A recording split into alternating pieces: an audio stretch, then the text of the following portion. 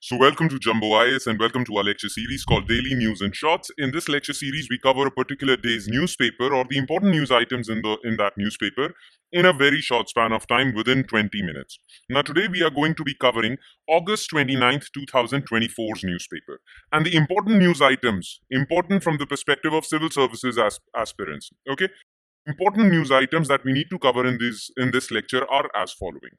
Okay, so here are today's topics. First of all, we'll cover National Industrial Corridor Development Program because recently Government of India, especially Cabinet Committee on Economic Affairs, actually passed this mega infrastructure development project. So we'll discuss this and we'll also discuss its benefits. All right.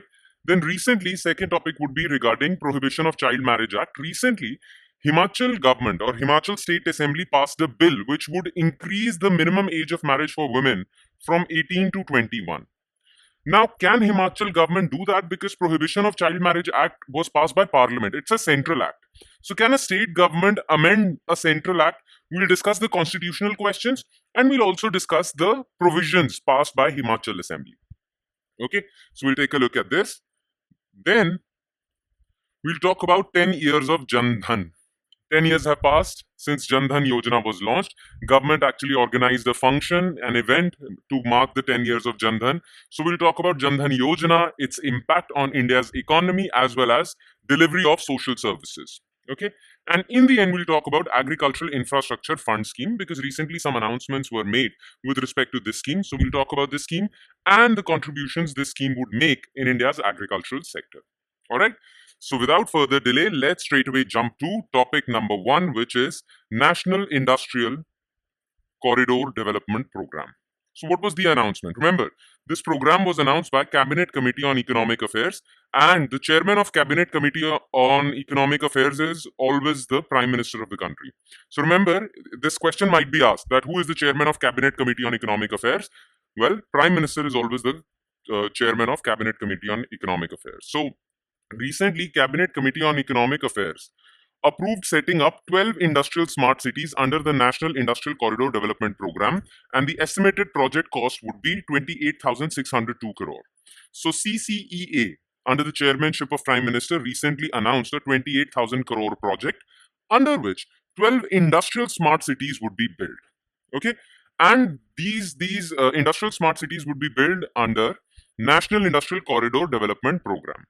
Now, this project spans across 10 states and is strategically planned along 6 major corridors. Okay, basically, government also announced that there is this mega highway project called the Golden Quadrilateral. Through mega highways, all the metro cities of India are connected. Delhi is connected with Bombay, Bombay is connected with Chennai, Chennai is connected with Kolkata. So this is the Golden Quadrilateral. Now, these 12 industrial smart cities would be aligned along with this Golden Quadrilateral project. Okay. Now, this is a 28,602 crore project, spans around 10 states. Okay. So let's delve a little deeper into this project or program. Okay. NICDP. So it is India's most ambitious infrastructure program aiming to develop new industrial cities as smart cities. The NICDP aims to facilitate investments from both large anchor industries, so big industries would also invest in this project, and MSMEs would also invest in this project. Basically, government would build the basic infrastructure of these smart cities, industrial smart cities, and all the big and small industries would then invest in this infrastructure or open shops here. Okay, now, if this project goes on as planned, then this will serve as a catalyst to achieve India's ambitious goal. And what is India's ambitious goal? To achieve $2 trillion worth of exports by 2030. So India wants to achieve the target of 2 trillion in exports by 2030. And that would happen if India produces that much amount of goods and services. Okay. And India would be able to produce that much amount of goods and services only if India has big industrial cities. Okay, so this project is to facilitate that.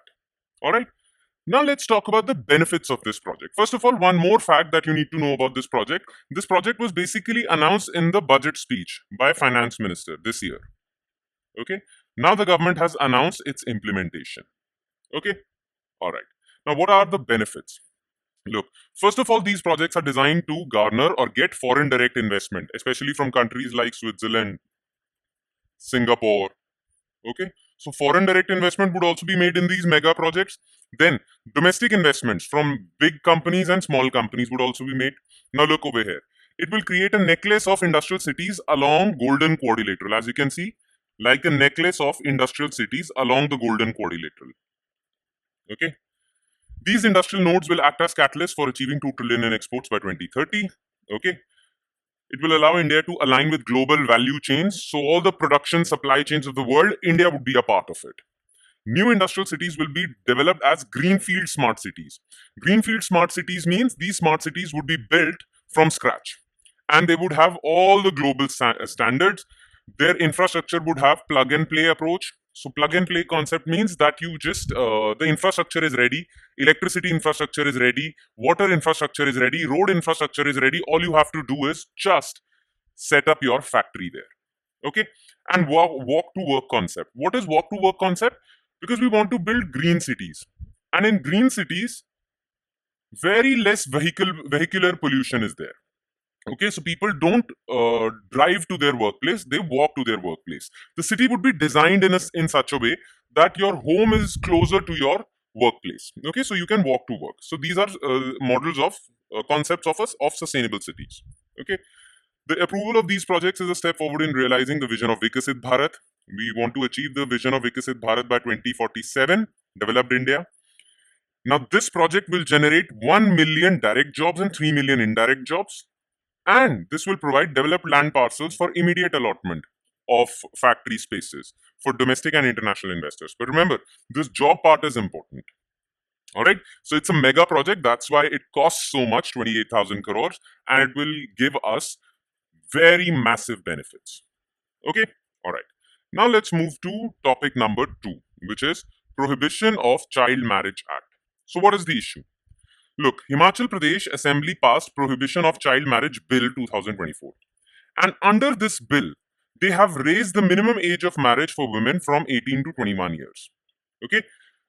Look, now this bill basically seeks to amend the Prohibition of Child Marriage Act 2006. Now, this Prohibition of Child Marriage Act was passed by Parliament. That means it's a central act. And it is applicable all over the country. But through this bill, Himachal Pradesh is actually amending the Central Act. And this amendment would be applicable, but obviously to Himachal Pradesh alone. But they are amending this Central Act for Himachal Pradesh through this bill. Okay. Now, in this Act of 2006, minimum age of marriage for a boy was 21 years old, and for a girl, it was 18 years old. Now, Himachal Pradesh government actually seeks to increase that age to 21. Okay, thus Himachal Pradesh is trying to amend a central law within its own territory.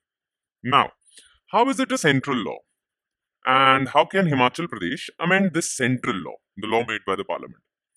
Can Himachal Pradesh do that? Well, we'll see. We'll take a look at the constitutional provisions regarding this. That can a state amend a law made by the parliament or the center? All right. Now, our constitution has various schedules. Among those schedules, there is this thing called 7th schedule. Now, in 7th schedule, there are 3 lists. Okay, list 1, list 2, list 3. List 1 is known as the central list. List 2 is known as the state list, and list 3 is known as the concurrent list. All right. Now, subjects mentioned in the central list, only Parliament can make laws on the subjects mentioned in central list. Only state assemblies can make laws on the subjects mentioned in state list. And those subjects which are mentioned in concurrent list, well, both Parliament and state can make laws on subjects mentioned in concurrent list. And the subject of marriage and divorce is mentioned in list 3 concurrent list.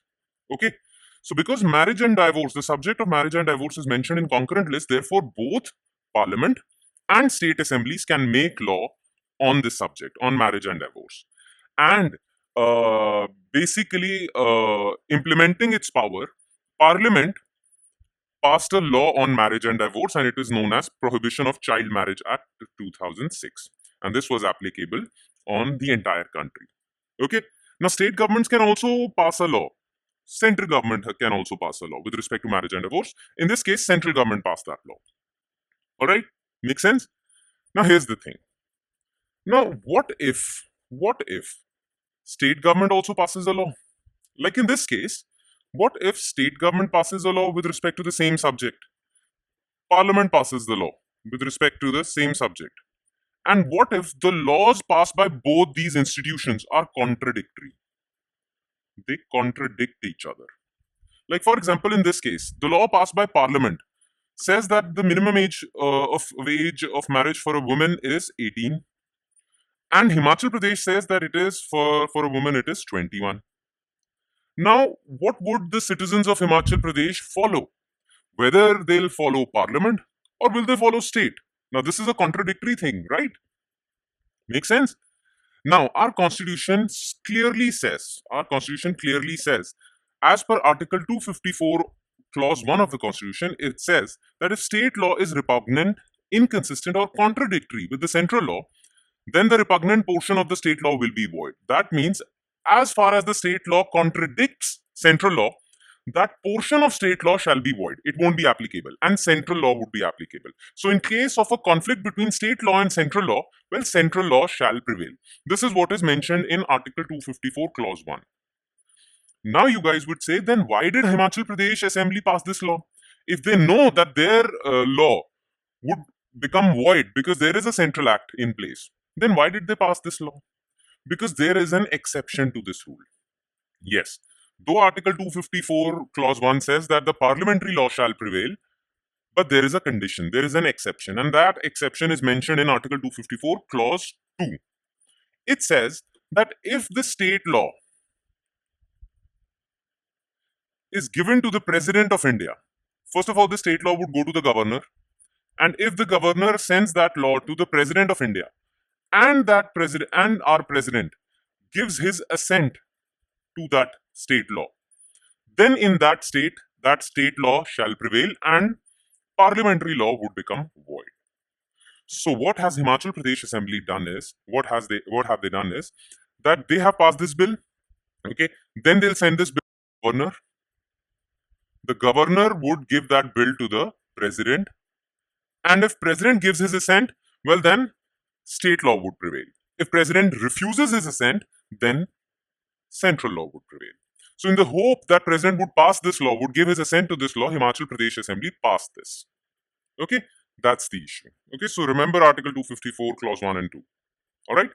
Now, what are the basic provisions of this law, Himachal law? So Section 2, Clause A of Prohibition of Child Marriage Act, the central law, it defines child as someone. For male, the definition is 21, and for female, the definition is 18 years. So, Section 2A of the 2006 Act, it says that male child is someone who's less than 21, and female child is someone who's less than 18. Okay, so basically, any male who's less than 21 or any female who's less than 18 cannot marry. Okay, but the Himachal bill eliminates this distinction of gender. It brings females at par with males. Okay, it does not make any gender discrimination. It says a child is someone who has not crossed the age of 21. That's it, period. No male-female division. Okay, the bill also increases the time period for filing a petition to annul a marriage. Let's suppose someone got married. Okay, some female who was 18 years old, she got married to someone who was 20 years old. She didn't know about that when she got married, but she found out later. Then she has the chance to get that marriage cancelled because she can say that the boy was underage. And same goes for females as well. But the time period of annulling a marriage was 2 years under the original law. Okay? Or until the girl turns 20 or a man turns 23. Right? 2 years. Himachal bill actually increases the time period from 2 years to 5 years. So basically, even after 5 years, you can cancel your marriage on the grounds that one of the either bride or the groom was underage. Okay, so this is the Himachal law. But more importantly, you need to remember these constitutional provisions. Okay, all right. Now let's move to third news topic, which is 10 years of Jan Dhan Yojana. Now, Jan Dhan Yojana has completed 10 years on August 18th. It was started. This Yojana started on August 28, 2014. And first, its announcement was made on 15th August. So, Prime Minister announced this Yojana on 15th August 2014. And then from 28th August, this scheme started. Now, what was this scheme? This scheme was that of financial inclusion. It was a national mission for financial inclusion. Now, what do we mean by financial inclusion? Basically, all citizens of India or maximum citizens of India should have basic banking services. But back in 2014, not many people even had bank accounts. Only a few percentage of India's population had bank accounts. So Jan Dhan Yojana was precisely targeting that. Under Jan Dhan Yojana, government endeavored to open bank accounts of unbanked population. People who did not have bank accounts, well, government wanted to open their bank accounts. Okay. And government has been quite successful. Over the last decade, 53.13 crore Jan Dhan accounts have been opened. And among this, 29.56 crore were held by women. Okay, so women beneficiaries were there. Now, this number is actually more than even the population of European Union and around the same population of United States. So these many bank accounts were opened for these many people, and this is quite a lot. So much so that it's more than the entire population of European Union. It was such a big exercise. Okay, European Union cannot do that. We did that, and we opened bank accounts of more people than the entire European Union's population. It was a big successful operation. Okay, now what were the important features of Jan Dhan Yojana? Well, main objective was that every person should have a basic savings bank account, and they don't have to keep a minimum balance in that account, because many people were poor and they said that I don't want to keep a minimum balance in that account, so government opened zero balance accounts. Plus, to encourage people to open bank accounts, government also gave certain incentives under Pradhan Mantri Jan Dhan Yojana. Government said that we will give you debit cards for your account, RuPay debit cards. Plus, you are eligible for overdraft facility up to 10,000. That means if your account has zero balance, okay, you can still go to the ATM and get 5,000 rupees from your bank account. That 5,000 rupees would be considered as a loan. Okay, so this is known as overdraft. Plus, whoever opened a Jan Dhan account, they were also eligible for accidental insurance cover of 1 lakh rupees. Okay, which was increased to 2 lakh rupees in 2018. All right. So these were the features that were given to people so that they open zero balance accounts, and many people did. More than 53 crore people opened their bank accounts. Now, what were the advantages? Why did government come up with this yojana? What was the impact of this yojana? First, opening of more than 500 million bank accounts has fueled demand for banking services, because now many more people want banking services. This encouraged commercial banks to expand their infrastructure. Okay, now commercial banks had to invest in many more ATMs, many more bank branches, because 53 crore people are now their customers. So banking infrastructure improved. Then, with the rollout of UPI along with Jan Dhan, it became a success. It became a revolution in terms of transactions. Now people have bank accounts, they can use UPI. So it reduced the role of cash in many people's lives.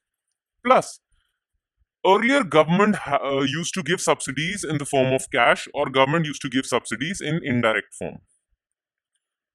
But with Jan Dhan Yojana, now people had bank accounts, so government could directly credit that subsidy to their bank accounts. Okay, earlier government couldn't do that because many beneficiaries of these subsidy programs did not have bank accounts. Okay, but now they have bank accounts. They are linked to their Aadhaar number, so there are no fake beneficiaries also. So government actually made their subsidy program more efficient by giving direct benefit transfer. All right, so this also saved a lot of money for the government and benefited the poor. Okay, so that was the impact of Jan Dhan Yojana. And in the end, we'll talk about Agricultural Infrastructure Fund Scheme. So the Union Cabinet recently expanded the scope of Agricultural Infrastructure Fund Scheme to make it more attractive. This was done as part of government's objective to strengthen farm-related infrastructure facilities in the country. So government actually launched back in 2020 AIF scheme, Agricultural Infrastructure Fund Scheme. And the basic purpose of this scheme was to build agricultural infrastructure. So government wanted to build cold storages, warehouses, and other big infrastructure projects which would actually prevent post-harvest losses. Because agricultural commodities, especially food commodities, are perishable, so they are lost in transit. Okay, many a times these agricultural commodities are lost because they get rotten. But if you have good infrastructure, then you can do this. So to prevent post-harvest losses, we need to build infrastructure on a mega scale, and for precisely that purpose, AIF was launched. Okay. Now government said that we are making this scheme more attractive so that more people opt for this scheme. Now what is this scheme?